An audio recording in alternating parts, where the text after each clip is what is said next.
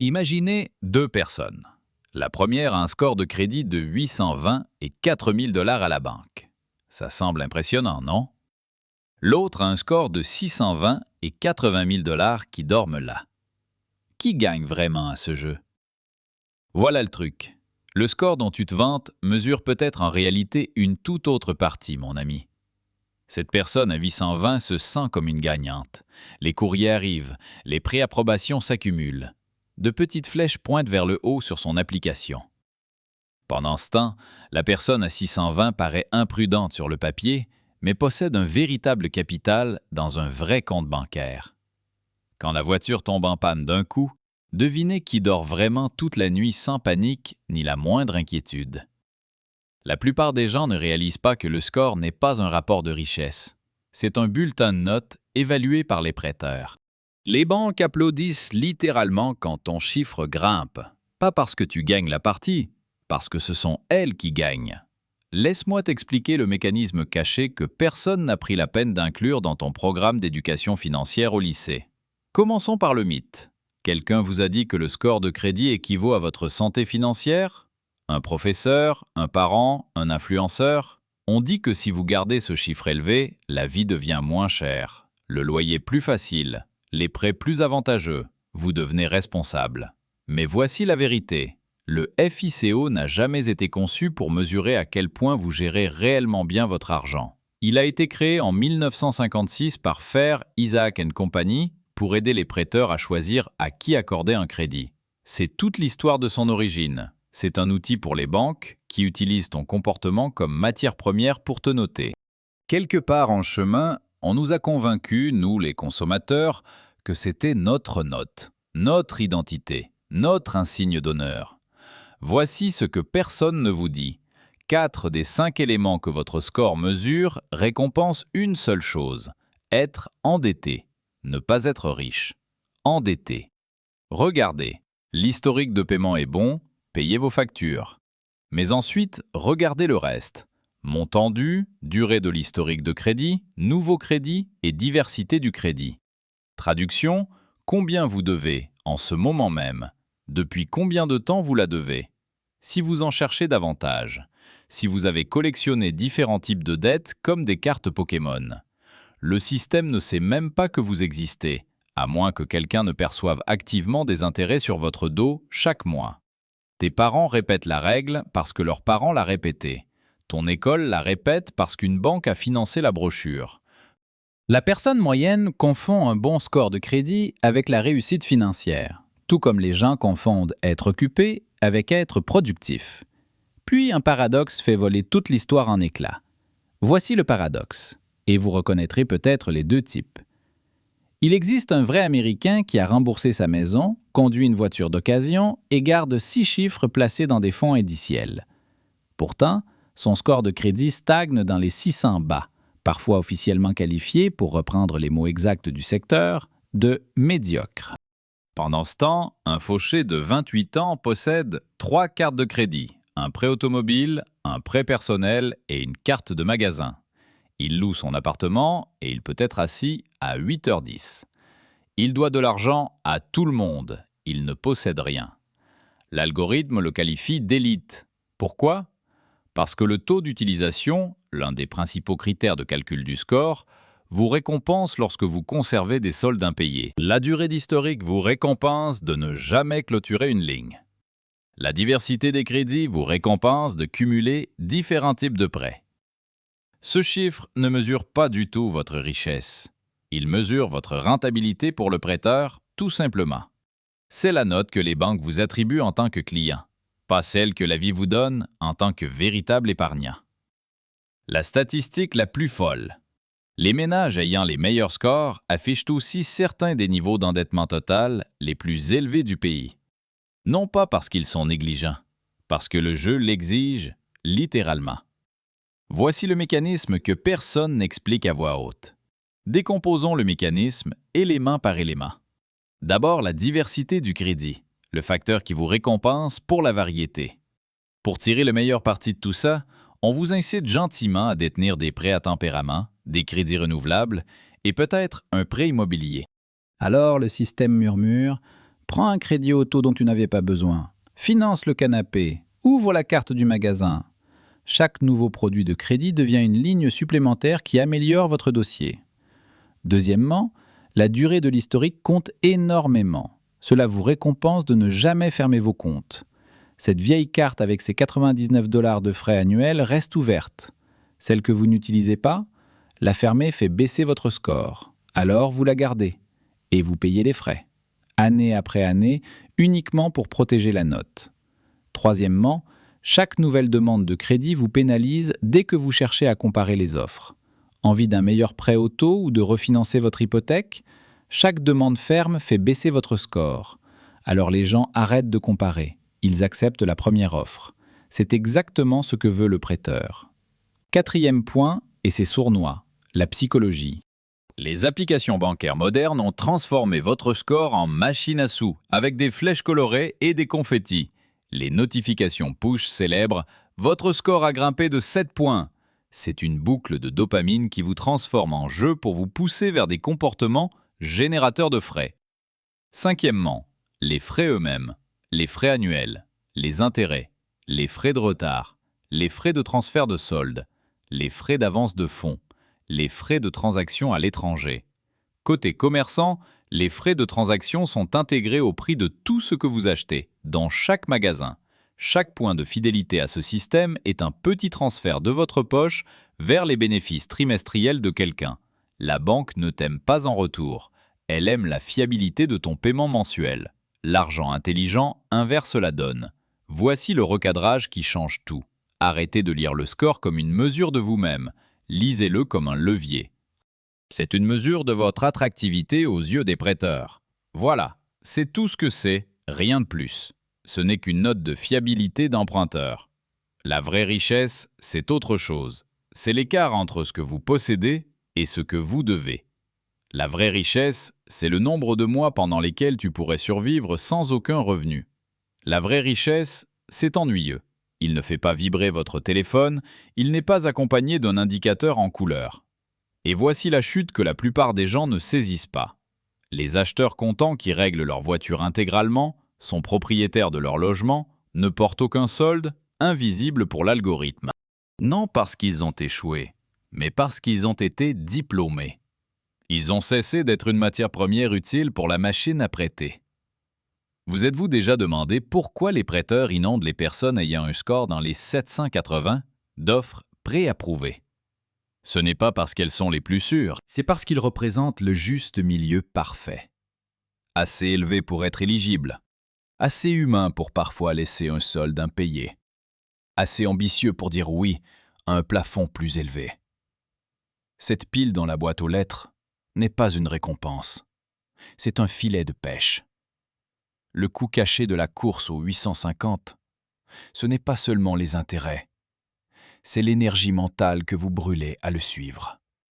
Ce sont les années passées à optimiser un chiffre au lieu de bâtir un patrimoine.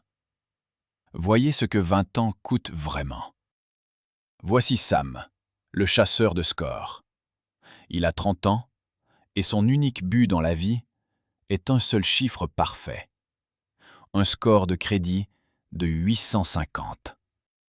Sam a 5 cartes de crédit et il garde toujours un petit solde impayé parce que quelqu'un sur Internet lui a juré que ça faisait grimper son score. Il refinance son prêt auto tous les 3 ans pour garder une combinaison de crédits fraîche et joliment diversifiée. Il change de téléphone avec un plan de paiement échelonné, car cet historique de versement fait apparemment grimper encore plus haut son précieux score. En moyenne, Sam paie environ 300 $ chaque mois en intérêt sur tous ces petits produits astucieux. Maintenant, voici Wendy, la bâtisseuse de fortune, elle aussi âgée de 30 ans. Elle possède une seule carte de crédit, l'utilise pour les courses et la rembourse chaque mois. Elle conduit une voiture d'occasion qu'elle possède entièrement. Son score tourne autour de 740. Elle n'optimise jamais rien. À la place, chaque mois, elle prend ces mêmes 300 $ et les place dans un fonds indiciel à faible frais. Maintenant, faisons le calcul ensemble. 300 $ par mois, capitalisé à 8% par an sur 20 années complètes. Cela représente environ 176 000 $. presque 180 000 $ bien réels. Sam a versé cet argent aux banques. Wendy l'a versé à sa future elle-même. Même revenu, même âge, même départ. Un chiffre changeait tout, celui qu'il cherchait à optimiser. Et c'est là que les gens nous contredisent avec le plus de véhémence. Mais Andy, et les récompenses? Les 2% de cashback? Les miles aériens? Bon, soyons honnêtes. La carte de récompense moyenne vous rapporte environ 1,5 à 2%, à vous, le titulaire de la carte. Le taux d'intérêt moyen sur un solde reporté avoisine un brutal 22% par an. Gardez un solde impayé un seul mois dans l'année et les intérêts effacent les récompenses de toute l'année, et même davantage. Les récompenses ne sont avantageuses que pour ceux qui payent l'intégralité de leur solde chaque mois et utilisent la carte comme une carte de débit. Cela représente une petite minorité. La majorité subventionne discrètement cette minorité, chaque mois de l'année. Les sociétés de cartes rigolent jusqu'à là, enfin, jusque chez elles. Elles sont la banque. Voici un autre effet cumulatif que la plupart des gens ratent complètement. L'inflation du train de vie, directement liée à l'augmentation de vos plafonds de crédit. Quand ton score grimpe, tes limites grimpent, et ton cerveau redéfinit discrètement ce qui te paraît normal de dépenser. Soudain, vous utilisez 20% de 30 000 au lieu de 5 000. Même ratio, 6 fois la dette réelle. Vous n'êtes pas devenu plus riche, vous avez juste obtenu la permission de dépenser plus. Et le chiffre final est bien plus élevé que la plupart ne l'imaginent. L'Américain moyen paye entre 6 et 8 000 $ d'intérêts de carte de crédit évitables au cours de sa vie. Et cela ne comprend pas les prêts automobiles, les frais annuels, ni la part d'intérêt d'un prêt immobilier prolongé d'une décennie supplémentaire. Et cela ne tient même pas compte du coût d'opportunité, l'argent qui n'a jamais été investi et qui n'a jamais fructifié pour vous. Additionnez le tout et le vrai prix à payer pour jouer à fond le jeu du score grimpe à 6 chiffres par foyer. Pendant ce temps, ils vous diront fièrement que leur score est de 810 et ils croiront que ce chiffre leur a fait économiser de l'argent. Voici un exemple concret. Les foyers avec un score élevé peuvent obtenir des prêts immobiliers plus importants, ce qui signifie souvent des maisons plus grandes, même à des taux plus bas. Des maisons plus grandes, ça veut dire des taxes foncières plus élevées, des primes d'assurance plus élevées, des factures d'énergie plus élevées et des frais d'entretien plus élevés chaque mois. En plus, davantage de mètres carrés à remplir de choses, souvent achetés, vous l'aurez deviné, avec encore plus de cartes de crédit. Le score ne leur a pas seulement obtenu un bon taux. Il les a discrètement inscrits dans un tout autre style de vie, et ce mode de vie coûte plus cher que ce que les économies d'intérêt n'ont jamais rapporté. Les calculs ne sont jamais vraiment rentables. Donc la personne au score responsable se retrouve avec plus de maisons, plus d'affaires et moins de valeur nette que la moyenne. Le score ne les a pas sauvés, il leur a vendu un piège plus grand. Alors, qu'est-ce qu'il faut vraiment optimiser à la place? Voici la méthode. 3 règles. Notez-les si vous conduisez. En fait, non, n'écrivez pas au volant, mais retenez-les bien. Règle numéro 1. Utilisez le crédit, ne lui courez pas après. Ayez une carte, payez-la intégralement et passez à autre chose. Simple. Règle numéro 2. Ne nourrissez pas l'algorithme. Arrêtez d'ouvrir des comptes pour courir après un chiffre. Arrêtez de refinancer pour rafraîchir votre mix. Arrêtez de demander des cartes de crédit en magasin à la caisse simplement parce que la caissière vous a offert 10% de réduction sur un pantalon. Règle numéro 3. Ne vous mesurez pas à la mauvaise échelle. Votre valeur nette, voilà l'indicateur. Votre taux d'épargne, ça compte. Vos mois de trésorerie disponibles, voilà aussi la vraie mesure. Le score FICO n'est qu'une conséquence, pas un véritable objectif. Alors, quel est le véritable objectif? Voici ce que la plupart des gens ignorent. Visez 740. C'est tout. Au-delà de ce seuil, les taux hypothécaires bougent à peine. Les taux d'assurance bougent à peine. Les propriétaires ne remarquent presque aucune différence. Chaque point au-dessus de 740, c'est de l'énergie volée à ce qui construit vraiment ta richesse. Arrête de t'accrocher à chaque point. Fermez les cartes inutiles selon votre calendrier, pas celui de l'algorithme. Oui, fermer une vieille carte peut faire baisser votre score.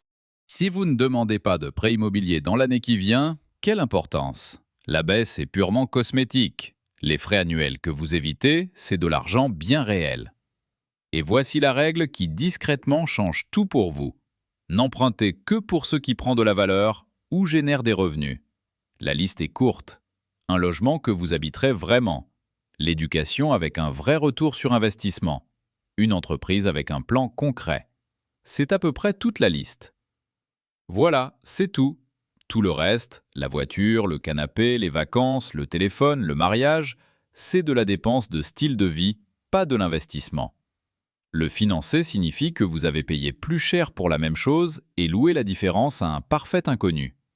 Souvenez-vous de cette phrase. La vraie richesse contre l'apparence de la richesse. Toute l'industrie du crédit est bâtie autour de la seconde. Il récompense l'apparence de la compétence financière tout en vous en soustrayant discrètement la véritable substance. La personne avec le score de 820 et le compte courant vide semble avoir clairement gagné. Elle a perdu.